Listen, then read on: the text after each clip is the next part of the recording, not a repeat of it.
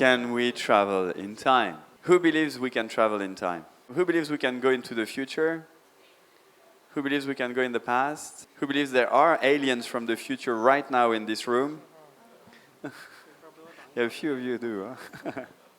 So this question, I can give it an answer with today's knowledge.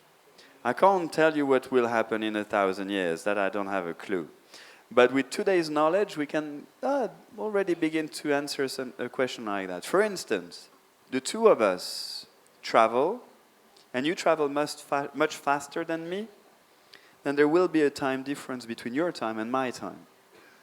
Our clocks will tick differently. The time will flow differently. For real. If you go very fast, then you will age slower than I do. But you won't think it this way. For you, 1 second will still be 1 second, but you'll look at me and you'll think, well, this guy is aging too fast. And you will look at my clock and my clock will go faster. So it's just a matter of compared with. The notions of space and time depend on where you are, on what is your relative velocity with respect to somebody else, okay? Now, on Earth, we all travel and live at the same velocity, at the same speed. So there is no time difference between any of us, even between warplanes that travel extremely fast and us, there's no difference. It's pretty much the same. But if you start going very fast, then yes, you will have a difference in time. Meaning that if you travel in a rocket extremely fast out there in space and then come back, you will arrive in Earth's future. It is possible to travel into the future. We can't do it yet because we don't have the technology, but particles, they do it all the time around us. They do that. They live in a different time. And a second for them may be a year for us. So the answer to will we one day be able to travel in the future, my guess will be yes, we will be. The other question is, can we come back in time to tell the others? And that my answer is no. As far as I understand science today, it is not possible in any easy way whatsoever to come back in time and tell what you've seen. That may be one of the explanations why we haven't been visited by someone from the future. Because, yeah, maybe in the future they will go further in the future, but they can't come back in the past. That's not possible, as far as we understand science.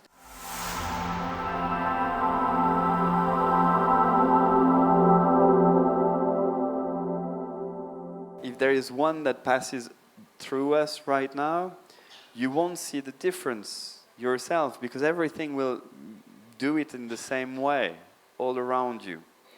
If I was the only one to grow like whoop and back like that, you would notice the difference. But if the wall, the light, everything around us does it in the same way, the comparison, I will have the exact same size compared to this, to this, to this. You won't see it. That's why it's tricky to detect them. That's why you need some kind of interferometers that are at an angle and things like that.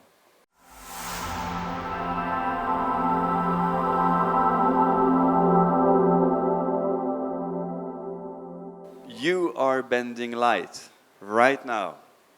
You may not feel it, but some people here may feel it. I doubt it because it's too small. You're not big enough for it to be seen. But you are bending light yourself. Why? Because you are made of matter. And so you are creating gravity around you, and you are bending space and time around you. You are. But it's so tiny that you can't feel it. It's not enough.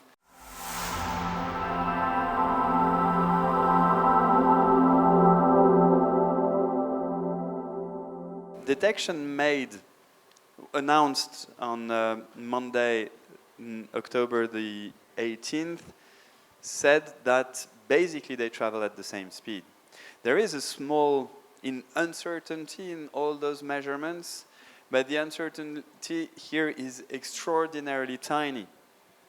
Maybe one day we'll figure out that they do not travel at the same speed, but if they do not, the difference is so minute that today's technology is not able to tell. Maybe one day we'll find some difference between the two, which would open to new physics.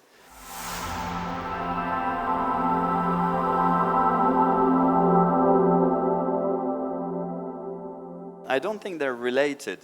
People always put them together or oppose them or things like that. But they don't have anything to do with each other. I think they can live very well together and without each other. That's absolutely fine. But there is not that much difference. The aim of science is to find the laws of nature. It's not necessarily to say who created the universe. Maybe we'll find out someday. But as of now, science is about finding the laws of nature. Now, how you interpret that, etc., is different again. But we try to find the laws of nature, and it kind of works. When people ask me, for instance, if I am a religious person, I do not answer. I don't think it has anything to do with anything else. I mean, I know scientists who are deeply religious and some who are not, and we all speak the same language.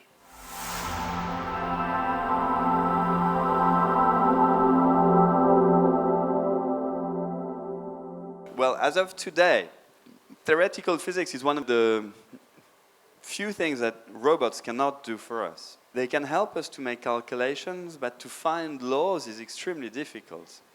And maybe tomorrow that won't be the case anymore, in which case being a theoretical physicist would be to know how to program something. From my perspective, in the near future at least, I don't think machines or robots or AI will in any way replace humans.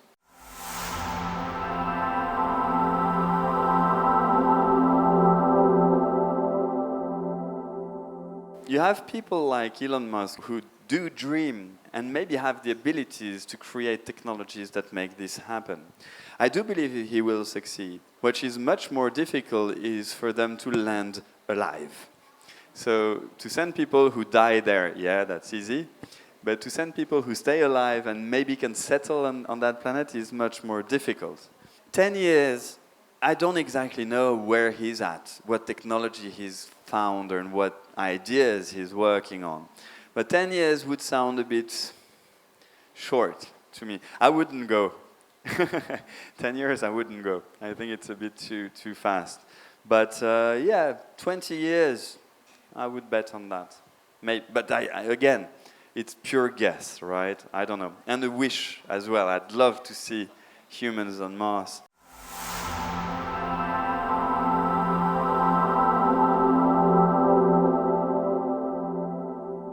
Last time I looked, it was about 22 kilometers away. That's not true, huh? That's not true at all. I don't know about the small ones that may be around, but if you look at big ones, the closest one of them all is the one at the center of our galaxy. And just to give you an idea of how far it is, if you wanted to call someone with your mobile phone, for instance, your mom or your dad, you won't say, "Hey, mommy, I'm next to the black hole. Can you come and pick me up?" Your voice would have to travel for about 25,000 years before it reaches your mom, who stays on Earth. So she will say, "Yeah, be careful, sweetie," and you will get the answer probably 50,000 years later. So it's very, very, very far away. Now, small ones, there may be closer ones, but they're all extremely far away. They're so far away that they have absolutely no impact whatsoever in our lives and in the orbit of the Earth or the Sun or things like that. So you can sleep.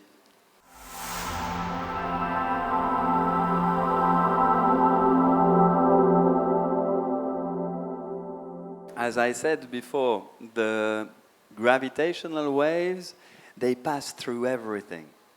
It's not like if you were here next to me, a gravitational wave is not a push that would make you whoa. No. It's a bit like if you have a boat at sea and a wave passes by. The boat will do like this. But once the wave has passed, the boat is at the same place. I'm not talking about a huge boat. Then it may be different. But a small wave, the boat does like that, but it stays there. And if you have 25 boats, the wave will pass, and after the wave has passed, the boat will be at the same place they were before. It's the same in the sky. Thank you very much, Cheche, for your questions.